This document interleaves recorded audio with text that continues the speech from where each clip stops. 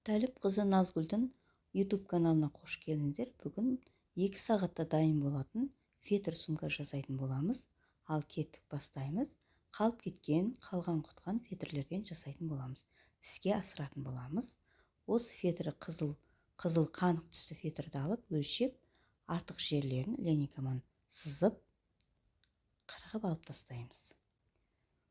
Осы менің YouTube каналым ұнаса, және сіздерге қызықты болса, астына дәрекке жаза кетіңіздер, және тіркеліп, лайк басып, сұрақтарыңыз болса, жазып кетіңіздер. Енді осы қанық түсті фетр матанын қырқып алдық. Енді жан-жағына тіре қоятын кішкене мінекей кішкене 8 сантиметр ұзындығы 20-25 сантиметрдей қылып шамалап алдым. Енді осыларды өлшейміз. Кәдімгі коробканың екі шетін, төрт жағын жабастарға сол сияқты қылып, осының екі шетіне клейлеп қойдық. Енді осыларды бір-біріне біріктіретін боламыз. Қарап отырыңыздар, ыстық клеймен.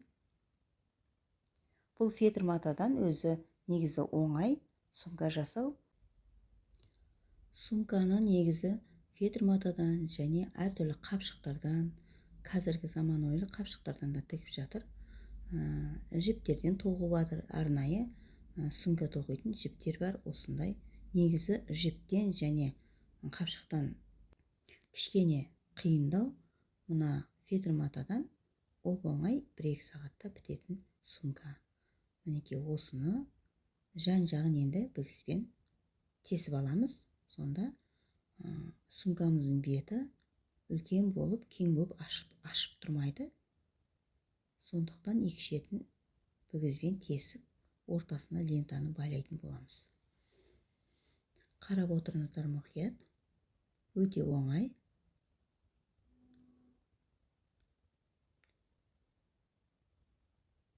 Мінекей бігізді алып, тесігіне кіргізіп, лентамызды шығарып алып отырамыз. Қараңыздар, шығарып аламыз. Өйткені сумкамыздың бет жағы сәл кеңдеу, сұлу болмайды, сондықтан мынау лентаны байлап қоямыз екі шетіне.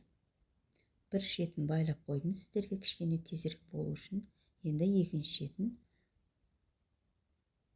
тесігіне шығарып лентаны байлаймыз. Артық лентаны кесіп тастаймыз және бантик ұзатып байлап қоямыз.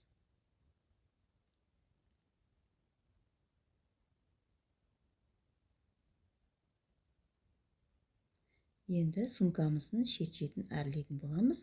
Өйткені осы фетр матаның орталарына ыстық клейді клейледік. Сондықтан клейі жаман болып тұрмас үшін, көрінбес үшін, осы клейімізді жабу үшін осы лентаны қаптап жабыстырып қоямыз. Неше түрлі сумкалар бар ғой. Негізі осы фетрдің алдында мен өз ойым бар еді. Осы фетрдің сыртына кішкене күздік көріністерді істеуге де болатын еді негізі.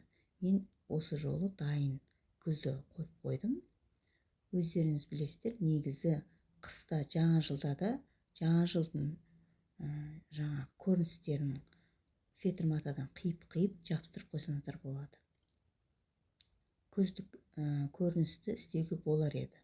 Енді мен кішкене оңай жағын ойлап сіздерге көрсетіп жатқан жайым бар. Сумкамызды айландырып, қараңыздар, лентамен жабыстырып шығамыз.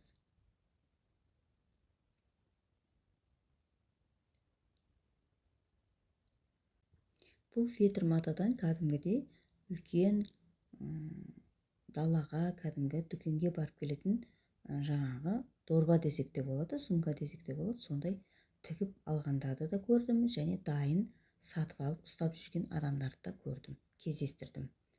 Бұл енді жас өспірімдерге және 3-4 кластарға, болмаса бір 3-4 қыздарға да ұстауға болады. Жасына қарамайды бұл сумка. Кәдімгі бір 7-8-ге дейін ұстайтын жас өспірімдер қыздарға арналған сумка десе де болады.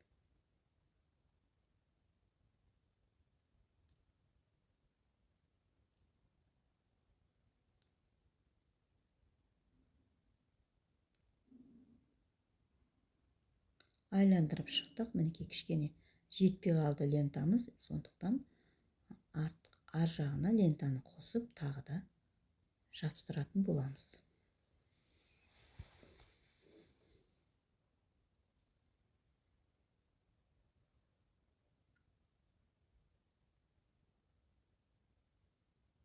Мінекей жабыстырдық. Өйткені лентамыз кішкене жетпей қалды. Сондықтан білдіртпей жабыстыруға тырысып жатырмын.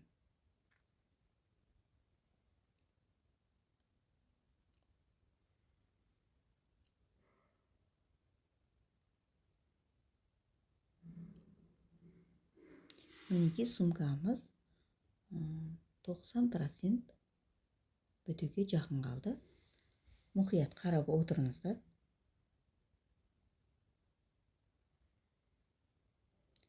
Енді сумкамыздың бауын жасаймыз.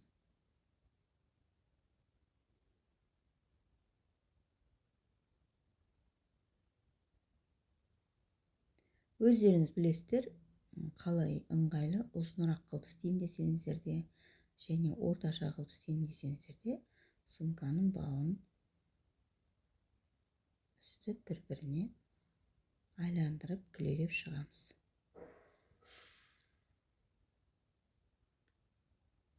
Енді сумкамыздың орталарына скотчпен жабыстырып шығамыз.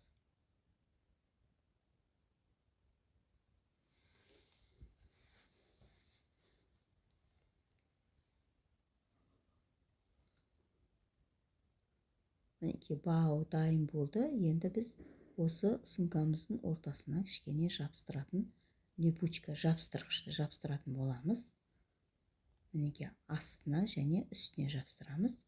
Сонда сумкамыздың беті жабысып, алынып, ашылып тұратын болады.